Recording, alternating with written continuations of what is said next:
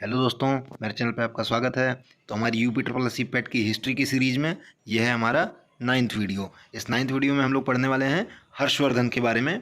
तो ये हर्षवर्धन जो है ये पुष्यभूति वंश जो कि आपके हरियाणा के आसपास में फैला था, हरियाणा के आसपास में स्टार्ट हुआ था, यहाँ से निकल के आता है और अंत में ये हर्षवर्धन के समय पे एक बहुत बड़े भूभाग का मालिक हो जाता है। एक बहुत बड़े भूभाग पे ये राज कर रहा होता है ये राजवंश। तो इसके बारे में हम लोग पढ़ने वाले हैं। इसके संस्थापक दरअसल थे ये पुष्यभूति इनका नाम था। और इनके बाद में आते हैं प्रभाकर वर्धन। प्रभाकर वर्धन एक प्रतापी राजा थे और उनके राज में इसका विस्तार जो है हरियाणा के क्षेत्र से भी बाहर होता है और ये एक भारत के स्तर पर एक बड़ा राज्य बन के उभरना शुरू होता है। इनके 3 पुत्र थे, दरअसल 2 पुत्र थे और एक पुत्री थी। एक जो पुत्री थी उसका नाम राजश्री था, पुत्र का नाम हर्षवर्धन था और जो सबसे बड़ा पुत्र था उसका नाम था राज्यवर्धन। तो ये राजश्री जो थी, राजश्री की शादी जो है यहाँ ये कन्नौज, जैसे आप मैप से समझेंगे तो थोड़ा और आसान रहेगा आपके लिए सब समझना। तो इसकी शादी जो है राजश्री की ये करी जाती है। ये कन्नौज में एक मौखरी वंश था, मौखरी राजवंश था। यहाँ के एक राजा थे, गृहवर्मा नाम था उनका। तो गृहवर्मा से इनकी शादी होती है राजश्री की। उन्होंने क्या होता है, उनका एक युद्ध होता है यहाँ मालवा के क्षेत्र पर राज करने वाले देवगुप्त से। तो देवगुप्त ने इनके पति जो कि गृहवर्मा थे उनकी हत्या कर दी राजश्री की। और उसके बाद में जो है ये विधवा हो गई। तो ये सहायता के लिए अपने बड़े भाई ये राज्यवर्धन के पास में गई। तो राज्यवर्धन ने क्या किया, राज्यवर्धन ने पहुंच के इससे वापस जाके देवगुप्त से युद्ध लड़ा और फिर इसने जो है राज्यवर्धन ने देवगुप्त को मार दिया, देवगुप्त की हत्या कर दी। तो देवगुप्त का जो है एक मित्र था, ये गौर वंश का शशांक था। ये बंगाल के और उड़ीसा के क्षेत्र पर शासन करता था। और इस शशांक के बारे में यदि और आप जाने तो जो बोधि वृक्ष है, जो बोधि वृक्ष आपका लगा हुआ है बोधगया में, ये इतना मतलब कह सकते हैं इतना बड़ा राजा था, इतना इसका प्रभाव था। ये जाके एक उसमें ये एक टाइम पे ये बोधि वृक्ष को कटवा डालता है, ये बोधि वृक्ष को कटवा के और फेंकवा देता है। और इसने क्या किया, जब देखा कि राज्यवर्धन ने इसके जो है दोस्त की, ये देवगुप्त की हत्या कर दी है, तो इसने पहुंच के फिर इससे युद्ध लड़ा राज्यवर्धन से और फिर शशांक ने राज्यवर्धन की हत्या कर दी। अब अल्टीमेट सिचुएशन क्या है कि राजश्री जो थी, राजश्री शशांक के कब्जे में आ गई। शशांक उसको लेके उसके उसके जो है उसको उसको ढूंढने लगा, कब्जे में नहीं आ गई मतलब ये उसको मारने के लिए उसको ढूंढने लगा, क्योंकि अल्टीमेटली उसी की वजह से उसका मित्र मारा गया था। तो बहुत दयनीय स्थिति थी राजश्री की। राज्यवर्धन भी मारे जा चुके थे। अंत में सारा भार आता है हर्षवर्धन के कंधों पर। और हर्षवर्धन ने क्या किया, हर्षवर्धन ने इसको बखूबी निभाया और उसने जाके पहले तो इसको, इस शशांक को मारा और शशांक की हत्या करने के बाद उसके बाद फिर राजश्री को जो है, राजश्री को मरने से बचाया। वो कहा जाता है, ऐसी कहानियां हैं कि जब हर्षवर्धन उनके पास जा रहा था, उनको बचाने के लिए जा रहा था, वो अंतिम समय था, राजश्री पूरी तरीके से टूट चुकी थी और वो आत्महत्या करने के लिए आगे बढ़ रही थी। उस समय पर हर्षवर्धन ने पहुंचकर अपनी बहन को थामा, अपने बहन की रक्षा करी और उसको बचा के वापस लाया। अब वापस आने के बाद में, चूँकि ये कन्नौज का जो मौखरी वंश था ये तो समाप्त हो चुका था, यहाँ कोई एक बड़ा उत्तराधिकारी था नहीं जो इसको संभाल पाए। तो हर्षवर्धन ने क्या किया, हर्षवर्धन ने ये अपने हरियाणा के क्षेत्र के साथ साथ ये कन्नौज के क्षेत्र पर भी राज करना शुरू किया।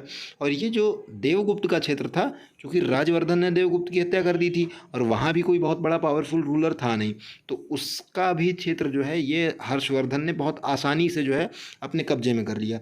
लेकिन फिर जब ये जो है आगे की तरफ बढ़ता है यहाँ पे, तो उसको ये जो चालुक्य है, एक पुलकेशिन द्वितीय करके एक राजा हुआ करता था चालुक्य वंश का, उसके साथ इसका प्रतिरोध होता है, उसके साथ इसको प्रतिरोध का सामना करना पड़ता है। उसके बारे में भी थोड़ा आगे देखते हैं, अभी थोड़ा बेसिक जानकारियाँ देख लेते हैं। तो हर्षवर्धन जो है ये 590 AD में जो है इसका जन्म होता है और ये राज सिंहासन इसको 606 ईस्वी में मिलता है। ये 647 ईस्वी तक राज करता है और इसकी माता का नाम था यशोमती। यशोमती इनकी मैया का नाम, माँ का नाम था और इसकी पत्नी का नाम था दुर्गावती। दुर्गावती इसकी पत्नी का नाम था। और हर्षवर्धन ने ये शशांक की हत्या करी थी और अपनी बहन राजश्री की रक्षा करी थी। इनके दरबारी कवि का नाम था बाणभट्ट और इन्होंने अपनी राजधानी जो है ये जो कन्नौज था, कन्नौज क्षेत्र में ही अपनी राजधानी स्थापित करी थी।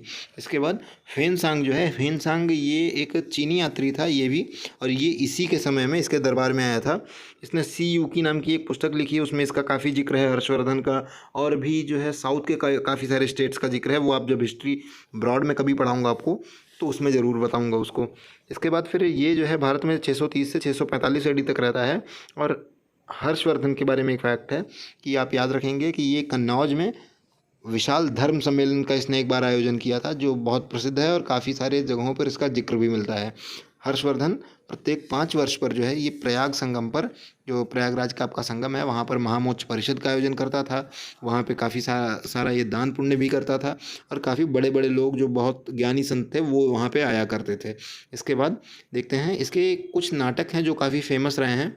इसके नाटक हैं प्रियदर्शिका, नागानंद और रत्नावली।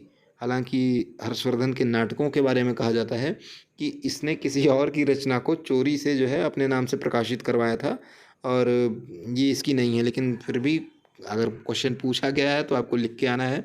ये प्रियदर्शिका, नागानंद और रत्नावली जो है ये हर्षवर्धन के द्वारा लिखे गए नाटक थे। और इसके बाद जो है पुलकेशिन द्वितीय, तो पुलकेशिन द्वितीय करके एक राजा था यहाँ पे आपका, जो है चालुक्य वंश का राजा था। ये नीचे नर्मदा नदी के नीचे रहा करता था, शासन था इसका। इसके ऐहोल अभिलेख में, इसने एक ऐहोल नाम की जगह है वहाँ पे इसका अभिलेख मिला है।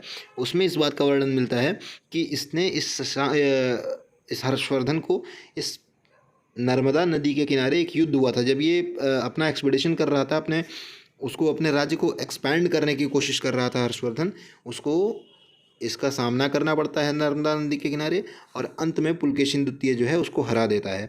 पुलकेशिन द्वितीय ने इसको नर्मदा नदी से आगे नहीं बढ़ने दिया। इसका साम्राज्य जो है नर्मदा नदी के ऊपर ऊपर में ही ये सिमट के रह गया। और इस ऐहोल अभिलेख को जिसने लिखा है इसका नाम है रविकीर्ति। तो इसी के साथ में आपका ये वीडियो समाप्त होता है और जो है इतना ही हर्ष से संबंधित पूछा जाता है। इससे ज़्यादा बहुत ज़्यादा इससे क्वेश्चंस नहीं आते हैं, इतने ही क्वेश्चंस पूछते हैं। और आपका जो है एंशियंट हिस्ट्री ख़त्म हो चुकी है। अब जो है अगले वीडियोज़ में हम बात करेंगे जो है राजपूत काल वगैरह की।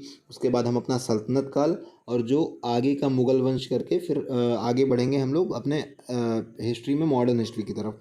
जल्दी से जल्दी उसको मॉडर्न हिस्ट्री तक पहुंच के और उसको इस पूरे हिस्ट्री के प्लेलिस्ट को ख़त्म करने की कोशिश करेंगे। बहुत ही जल्दी, मुश्किल से आपको 10 से 12 दिनों में आपकी पूरी की पूरी हिस्ट्री कंप्लीट मिलेगी। तो आप लोग बिल्कुल परेशान ना हो। आप अगर बोलेंगे तो मैं PDF भी आपको अपने टेलीग्राम चैनल पे प्रोवाइड करा दूंगा। हालांकि मेरा सुझाव आपको ये रहेगा कि आप स्क्रीनशॉट लेके और प्रॉपर बैठ के नोट्स बनाएं। अपने नोट्स बना के अगर आप याद करते हैं तो आपको लगभग जो है कम मेहनत करनी पड़ेगी। मेरे हिसाब से तो आपको कम मेहनत करनी पड़ेगी, क्योंकि नोट्स बना लेने पे फिर बार बार याद करने का वो झंझट नहीं रह जाता। नोट्स बनाते बनाते आधे से ज़्यादा लोगों को खुद से याद हो जाता है। तो चलिए खैर, आप लोग अपनी स्टडीज़ जारी रखें। जैसा कुछ होता है मुझे, अगर आपको मेरी वीडियोज़ अच्छी लगती हैं तो इसको लाइक किया करें, चैनल को सब्सक्राइब किया करें। अगर आपका कोई सुझाव है तो कमेंट सेक्शन में अपने सुझाव के बारे में बताएँ। धन्यवाद।